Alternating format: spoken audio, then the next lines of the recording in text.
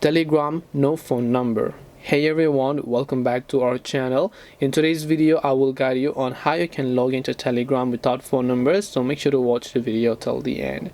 So maybe if you want to log in or sign up to Telegram but then you don't have a phone number, you can see right off the bat whenever I open the Telegram application, it doesn't have an option to log in with email or something like that. All it will ask you is your phone number, and that's simply it. You can't log in using any of the other remedies.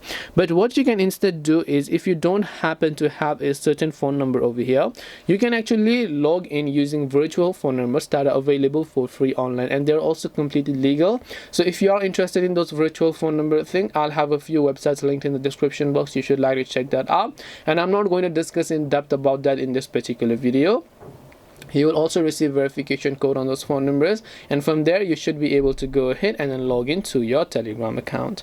This way you can still use Telegram even if you don't have a phone number. Hope this video was helpful. If you have got any questions, then feel free to leave them down below. Thank you for watching till the end, and see you soon in the next video.